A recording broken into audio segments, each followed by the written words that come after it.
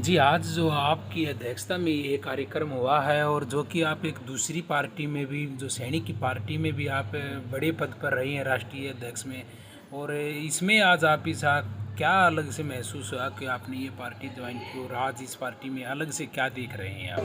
अभी तक आपने जितनी भी पार्टियां देखी हैं सब मतलब पैसे वाली पार्टियां हैं। ये एक ऐसी पार्टी है जो आप लोगों के बीच से उठी। आपको भी मैं कमेरा वर्ग में ही मानूंगी क्योंकि काम कर रहे हैं, आप धूप में भी आ रहे हैं, लोगों उसके बाइट्स ले रहे हैं, आप हमारी न्यूज़ भी दे रहे हैं, तो आपको भी मैं कमेरा वर्ग में ही गिन के चलूँगी। तो हम लोग ज़मीन से उठे हुए लोग हैं। हमसे मेरा मतलब हमारी पार्टी के जितने भी बंदे हैं सब उसी कैटेगरी के हैं और इसके साथ जुड़ने वाले लोग भी उसी कैटेगरी के हैं।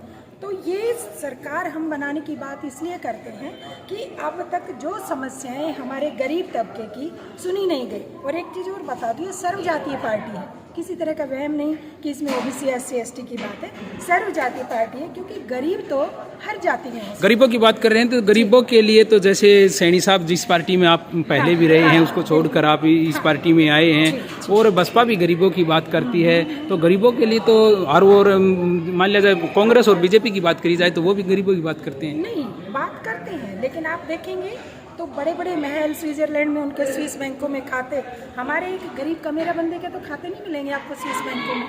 अगर इनके घर ढह गए तो उसको बनाने में एक वक्त लगता है इनको। उन लोगों को कोई चिंता नहीं है, उनके दुनिया भर के फ्लैट्स हैं, उनकी प्रॉपर्टी है। रॉबर्ट वाड्रा का बारे में आप जानते हैं अच्छा खासा, DLF से रिलेटेड बहुत बड़े इशू यहाँ पर भी हुए हैं कांग्रेस के टाइम। तो अमीर लोग तो पैसे की बात करते हैं, हम गरीबों की बात करते हैं, गरीब के अधिकारों की बात करते हैं।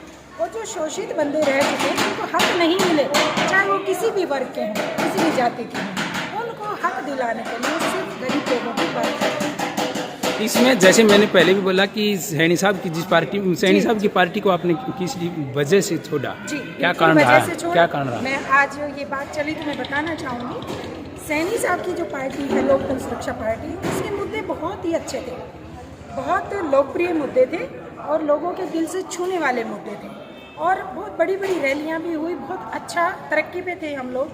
लेकिन पिछले करीब 2 साल से सैनी साहब जो धर्म की बातों में घुस चुके हैं, धार्मिक उन्माद की बातें करते हैं, लोगों को धर्म से हटाने की बातें करते हैं, वो चीज़ें हमें थोड़ा सा पिंच करती हैं।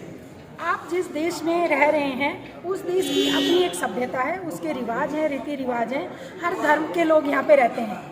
हमें कोई हक नहीं बनता कि हम किसी भी धर्म के लोगों के ऊपर कटाक्ष करें या कोई गलत बात बोलें। हमने बहुत बार उनको समझाने की कोशिश की, मैं उनका बहुत सम्मान करती हूँ, मेरे गुरु हैं वो एक तरीके से, क्योंकि मैं राष्ट्रीय अध्यक्ष रह चुकी हूँ उस पार्टी की भी, 8 वर्ष मैंने निकाले वहाँ पे। लेकिन धर्म की भावनाओं पर कुठाराघात वो बिल्कुल भी रास नहीं आता।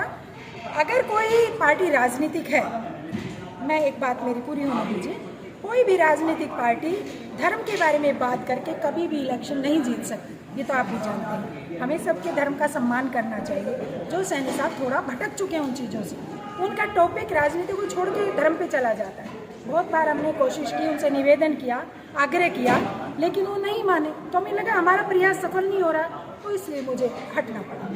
जैसे आप धर्म की बात कर रहे हैं, लेकिन वो एक धर्म की बात नहीं करके वो एक बुद्धिज्म की बात कर रहे हैं कि बुद्ध ने जो मार्ग दिया था धम्म, उस धम्म की बात कर रहे हैं। धर्म की तो किसी की बात कर ही नहीं रहे हो। नहीं, ऐसी बात नहीं है। धार्मिक बातों के विषय में ही तो कितने लोग पार्टी छोड़ के चले गए थे। हनुमान जी की बात करते, बांद्रा बोल के सूरज को खा गया, ये कर गया, वो कर गया, कौन सुनना चाहेगा ये बात? श्री कृष्ण जी के ऊपर कटाक्ष होते, कौन सुनना चाहेगा? हमारी मीटिंग से औरतें उठ के चली जाती थी सीधा बोल के कि हम तो कुछ और समस्या लेके, वो आती थी हमारे वोटर कार्ड बनवा दो और वोट ले लो, और वो उनको चंद्रमा की मामा और करवा चौथ के दिन चंद्रमा को पति बनाने की बातें बताते थे। किसी भी राजनीतिक पार्टी का ये उद्देश्य नहीं होना चाहिए किसी धर्म के ऊपर बात करें।